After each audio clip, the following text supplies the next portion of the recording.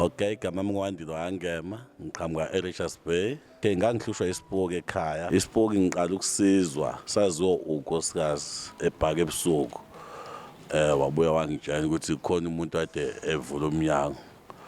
Ngamhlalisa engasizwa nami sifika futhi. Ngayila ngokuthi ngisibuza ukuthi ubani wena ufunani. Sabe sesibonwa yimi ngedwakhe.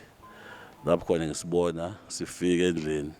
Singivuse sithi angigqoke isiphume sihambe sibe phandle ngelinye ilanga sibuye futhi singivuse sithi ngiyayibona ninyoka la embhedeni thatha nawo umkhonto uyigwazi awungithuke lapho ngombotha hayi ubunkosikazi kwasuka futhi siphinde singivuse sithi hayi kumla konke ke namhlanje siphume sami hayi ngabotha kunzima ngacela sengibize ubaba Ngema ke nobamkhwanazi bafike abasikhipha ke isipoki masisuka lapho ke sasisesiza ke esontweni eIBM mesifika lana engabekwe izandla ku Friday ngangigula engangakwazi ngisho enokuyidrivela ulimi logcola umlomo engazi ukukhuluma kahle ungangizwa kahle hle uma khona ongakuzwa ngokunye ngangiqedela ngefoni engusendela imessage uzubona uthi ngithini ngangikhathala mangihamba idistance nje encane nje esengikhathele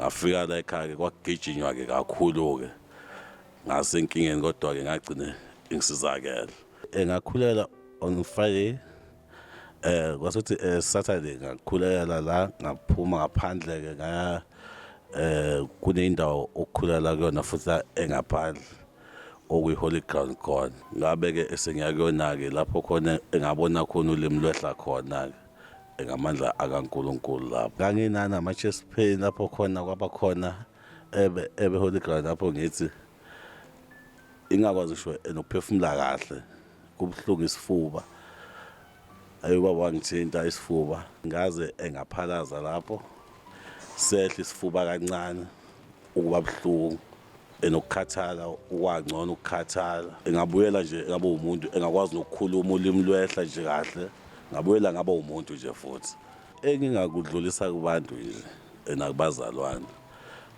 ukuthi inyanga idlalile ngathi ngoba namhlanje uyancinda kusasa uyaqhubeka kuphinde futhi kwenye inyanga uyancinda kusasa kuphinde kuqhubeke kodwa la ekhaya lokho engaphila ebekulowo Friday namhlanje ngiyakhuluma sengiyidrivela sengiyihambela angisakhathali ngibonga uNkulunkulu owala ekhaya ngoba engibahambile abanye uNkulunkulu abangisizani.